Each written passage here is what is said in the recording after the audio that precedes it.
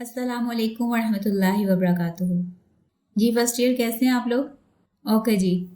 तर्जमा कुरान का आज हमारा पहला लेसन है। आज के लेसन में हम सूरह बकरा की आयत नंबर 1 से 24 तक तर्जमा करेंगे। तो आए कुरान की तरफ चलते हैं। औज़ु बिल्लाहि मिनश शैतानिर रजीम, बिस्मिल्लाहिर रहमानिर रहीम। सूरह बकरा के शुरू में इंसानों की अल्लाह ताला ने 3 कैटेगरीज बताई हैं, मोमिन, काफिर और मुनाफिक। और इसकी पहली 2 आयत में कुरान के हवाले से वजाहत है। अलिफ लाम मीम यह हरूफ मुक़त्तात है और ये अलग-अलग ही लिखे जाते हैं, इनका कोई ट्रांसलेशन या तर्जमा नहीं होता, ये आपने ऐसे लिखने हैं। अगली आयत है ज़ालिकल किताबु ला रैबा फी, ये वो किताब है जिसके बारे में कोई शक नहीं। हुदल लिल मुत्तकीन, ये मुत्तकी लोगों के लिए हदायत है। मुत्तकी यानी परहेजगार, तकवे वाले जो अल्लाह से डरते हैं, उनके लिए इस किताब में हदायत है यानी गाइडेंस है। अब यहाँ पे आयत नंबर 3 से 5 तक मोमिनों की सिफात बताई जा रही है, यानी वो जो 3 कैटेगरीज का मैंने जिक्र किया ना, उसमें से पहले कैटेगरी की डिटेल आ रही है। अल्लज़ीना युमिनूना बिल गैब, वो लोग जो गैब पर ईमान लाते हैं। गैब से मुराद है वो चीज़ जो नज़र ना आए, जैसे फरिश्ते, जन्नत, दोज़ख, क़यामत और ख़ुद अल्लाह ताला की ज़ात। ठीक है, इन सारी चीज़ों पर हम ईमान रखते हैं, यानी हमें इस पर बिलीव है, हम यकीन रखते हैं कि अल्लाह भी है, फरिश्ते भी हैं हमारे साथ, और जन्नत और दोज़ख का सारा जो हकीकत है उस पर हम बिलीव करते हैं। फिर उसके बाद आगे है व युकीमून सलात, और वो नमाज कायम करते हैं। अच्छा, अब यहाँ पे भी एक इंटरेस्टिंग बात है कि ये नहीं कहा गया कि वो नमाज पढ़ते हैं, कहा गया कि नमाज कायम करते हैं, यानी नमाज का एक पूरा निज़ाम वो बनाते हैं। सिर्फ खुद ही नमाज नहीं पढ़ते, अपने इर्द गिर्द के लोगों को, अपने रिश्तेदारों को, अपने दोस्तों को, उनको भी नमाज पढ़ने वाला बनाते हैं और उनकी भी हेल्प करते हैं कि उनकी भी नमाज की आदत बन जाए। तो इससे मुराद है यानी नमाज का सिस्टम कायम करना। और कुरान में जहाँ कहीं भी नमाज का जिक्र आया है ना, तो उसके लिए यही लफ्ज़ इस्तेमाल हुआ है। ओके जी, उसके बाद आगे है व मिम्मा रज़क़नाहुम युनफ़िकून, और जो रिस्क हमने उन्हें अता किया है उसमें से वो खर्च करते हैं। यानी अल्लाह ताला ने हमें जो भी नेमतें दी हैं, मिसाल के तौर पर खाने पीने की नेमतें हैं, मालो दौलत है, पैसे वगैरह, या इल्म जो है वो भी एक नेमत है। तो उसमें से ये जितनी भी अल्लाह ताला की तरफ से नेमतें हैं उनमें से वो अल्लाह के लिए खर्च करते हैं।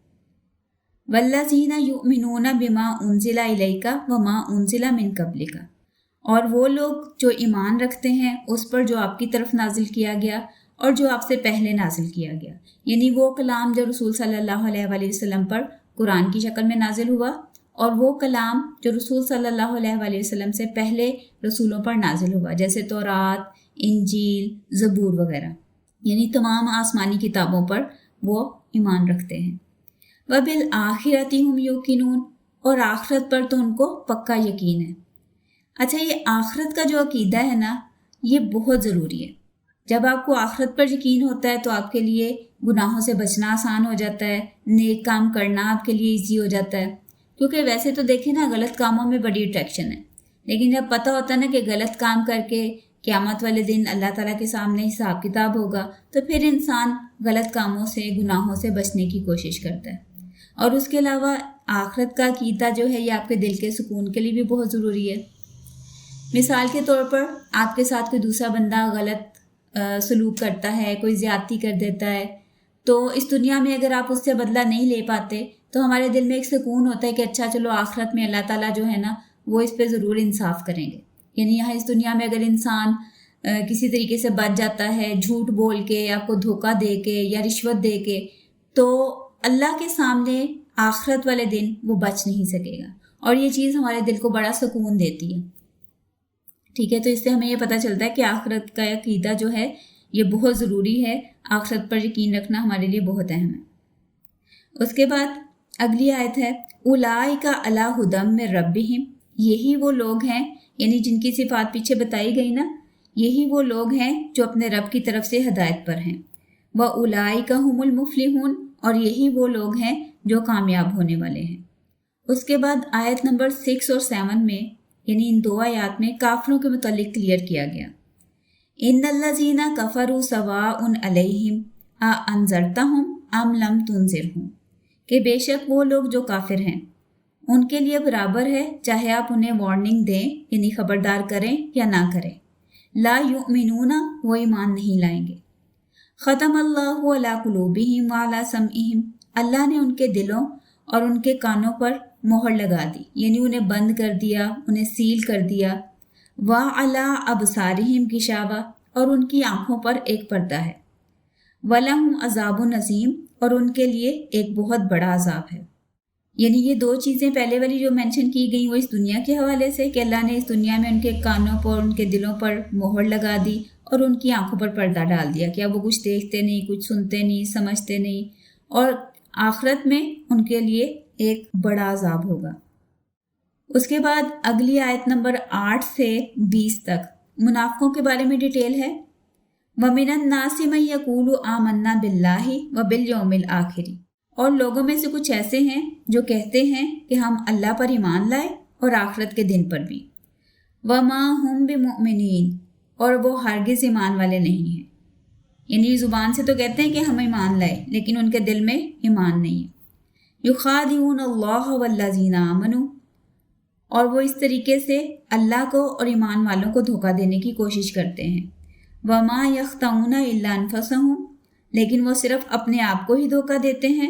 वमा यशअरून, और इस बात का उन्हें शऊर नहीं है। फ़ी कुलूबिहिम मरज़ुन फ़ज़ादहुमुल्लाहु मरज़ा, उनके दिलों में एक बीमारी है और अल्लाह ने उस बीमारी को और बढ़ा दिया। वलहुम अज़ाबुन अलीम, और उनके लिए एक दर्दनाक अज़ाब है। बिमा कानू यक्ज़िबून, इस वजह से कि उन्होंने झुठलाया, यानी उनके झुठलाने की वजह से उनके लिए एक दर्दनाक अज़ाब होगा। वइज़ा कीला लहुम ला तुफ़सिदू फ़िल अर्ज़, और जब उनसे कहा जाता है कि ज़मीन में फ़साद ना करो, कालू, तो कहते हैं इन्नमा नहनु मुस्लिहून, हम तो सिर्फ इस्लाह करने वाले हैं। अला इन्नहुम हुमुल मुफ़सिदूना, जान लो कि यही लोग फ़साद मचाने वाले हैं। वलाकिन ला यशअरून, लेकिन वो इस चीज़ का शऊर नहीं रखते, यानी उन्हें इस चीज़ का एहसास नहीं है। वइज़ा कीला लहुम आमिनू, और जब उनसे कहा जाता है कि ईमान लाओ, कमा आमन अन्नासु, जिस तरह दूसरे लोग ईमान लाए जैसे सहाबा कराम हैं। कालू, तो कहते हैं अनुमिनु कमा आमन सुफहा, कि क्या हम उस तरह ईमान लाएं जिस तरह ये बेवकूफ़ लोग ईमान लाए हैं। यानी जैसे सहाबा कराम थे ना, तो वो रसूल सल्लल्लाहु अलैहि वसल्लम के हर हुक्म पर अपनी जान देने के लिए भी तैयार हो जाते थे और अपना माल जो है वो अल्लाह के रास्ते में खर्च करते थे। तो ये लोग उन्हें बेवकूफ़ कहा करते थे। अला इन्नहुम हुमुस सुफहाउ, जान लो कि ये खुद ही बेवकूफ़ हैं। वलाकिन ला यालमून, लेकिन उन्हें इस बात का पता नहीं है, यानी वो इस चीज़ को जानते नहीं है कि खुद बेवकूफ़ी कर रहे हैं। वइज़ा लकुल्लज़ीना आमनू, और जब ये मिलते हैं उन लोगों से जो ईमान लाए हैं, कालू आमन्ना, तो उन्हें कहते हैं हम भी ईमान लाए। वइज़ा खलौ इला शयातीनिहिम, और जब ये अपने शैतानों यानी अपने सरदारों की तरफ तन्हाई में होते हैं, कालू, तो उस वक़्त कहते हैं इन्ना मआकुम, हम तो तुम्हारे साथ हैं। इन्नमा नहनु मुस्तहज़िऊन, मुसलमानों से तो हम सिर्फ मजाक करते हैं। अल्लाहु यस्तहज़िउ बिहिम व यमुद्दुहुम फ़ी तुग़यानिहिम यामहून, अल्लाह इन मुनाफिकों से मजाक करता है और वो उन्हें ढील दिए रखता है कि वो अपनी सरकशी में भटकते फिरें।